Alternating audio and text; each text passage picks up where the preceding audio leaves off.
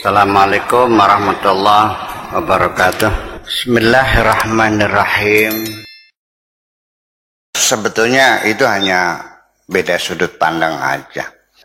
Hakikatnya satu, hanya kita mendeskripsikannya berbeda karena kita melihatnya dari sudut pandang yang berbeda. Yang menjadi masalah kan begini. Saya ingin menceritakan ada satu hadis qudsi yang isinya menceritakan orang mencari Tuhan, ya, mencari mursyid, mencari guru, ya, bertapa di gunung, bertapa di hutan, naik gunung, turun gunung, masuk hutan, keluar hutan, cari kemana-mana sampai dia meninggal dunia. Di hadapan Tuhan dia dipersalahkan. Kenapa engkau mencariku ke hutan-hutan, mencari guru-guru, mencari lautan, nggak bakal ketemu. Anda salah jalan. Lalu dalam hadis qudsi dikatakan, andaikan engkau di dunia itu menyambangi tetanggamu yang sedang merintih kesakitan, kau bantu dia dengan obat-obatan, sejak dulu engkau sudah bisa bertemu dengan aku. Andaikan engkau datang, ya, melayat takziah kepada temanmu yang meninggal dunia dan engkau ikut menghantarnya ke kuburan, sejak dulu engkau sudah bertemu dengan aku. Selama ini engkau mencari aku, salah jalan. Jadi di sini artinya bahwa ternyata ibadah sosial itu lebih mulus mengantarkan kepada Tuhan daripada ibadah-ibadah seremoni. Berzikir, berpuasa, ya kan begitu. Jelas akan menyentuh kemanusiaan kita. Karena aku ada di samping orang yang sakit itu. Ketika engkau datang mengunjungi orang yang sakit, engkau sudah sejak dulu ketemu dengan aku. Karena aku di samping orang yang sakit. Ketika engkau menghantarkan orang yang mati, aku bersama dengan orang yang mati itu. Jadi artinya bahwa kebaikan-kebaikan yang kita lakukan di dunia kepada sesama itu lebih menjamin akan keberhasilan kita menemukan Tuhan kita. Nah, tetapi ternyata dalam sejarah peradaban Islam sendiri, itu ternyata yang dibesar-besarkan itu seremoni. Ibadah-ibadah seremonial yang dibesar-besarkan itu bukan ibadah sosialnya. Itu salah satunya. Kemudian ada yang menarik sekali.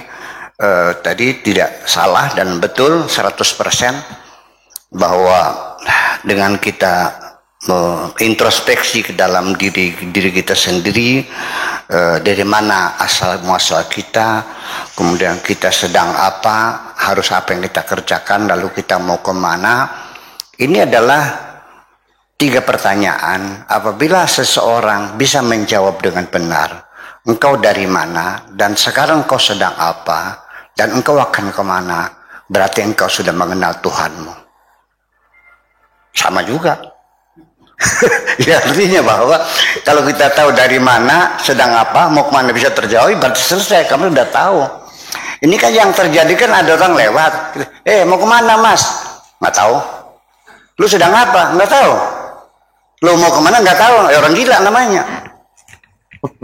Nah, lalu peristiwa sadar diri semacam itu saya ceritakan dalam satu peristiwa.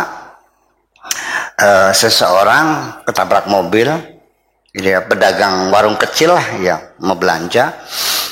Waktu itu belanjaannya itu biasanya 5.000 karena ada kenaikan harga-harga barang sehingga perlu belanja 10.000. Istrinya ngotot cukup 5.000, cukup tidak cukup 5.000. Pokoknya kata suaminya 5.000 buat apa? Paling cabai 1 dapatnya.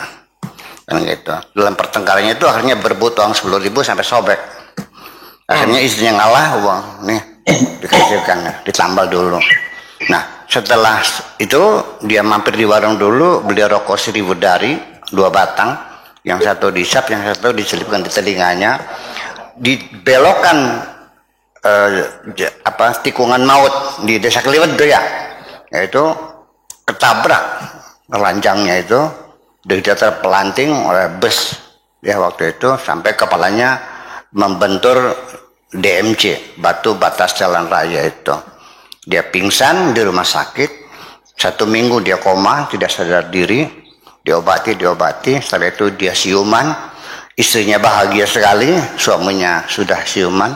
Tetapi ketika ditanya siapa aku, si suami tidak kenal. Kamu siapa? Nggak kenal.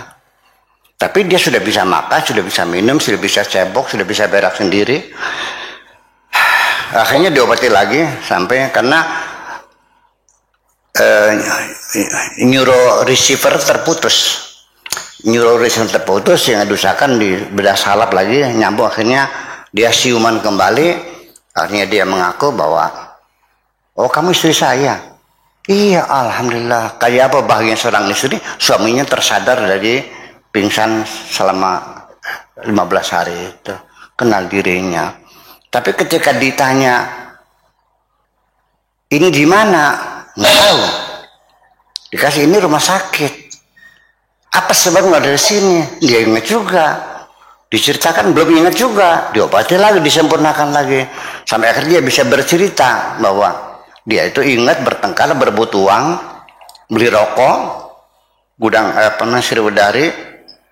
Setelah itu dia nggak ingat lagi. Dikasih tahu, nah kamu ketabrak mobil. Oh gitu, ya.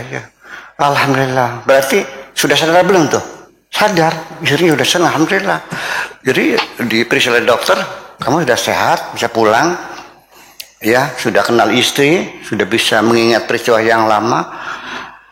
Lalu akhirnya kata dokter, ya udah boleh pulang, semua biaya sudah ditanggung oleh perusahaan. Dan ini pulang silakan diantar dengan dengan ambulan. Begitu disuruh pulang oleh dokter, ini orang nggak mau pulang. Mau di sini aja. Kenapa mau di sini aja? Enak di sini mah. Ranjangnya putih, spraynya putih, lantainya putih, pintunya putih, jendelanya putih, pelayannya putih semua. Enak di sini, nggak mau pulang. Sudah sadar belum? Belum sadar kan? Berarti orang kalau belum rindu ingin pulang, berarti belum sadar. Saya mau nanya, Anda rindu mau pulang nggak? Kalau begitu Anda belum sadar. Nah itulah, jadi kedalaman daripada kerinduan kita ingin pulang itu juga menjadi satu standar bahwa dia sudah tersadar diri.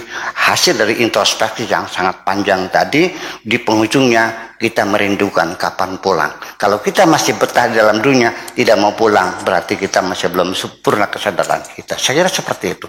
Jadi dari mana, sedang apa, dan ketika mau kemana, di ujungnya kita akan pulang kepada Tuhan kita.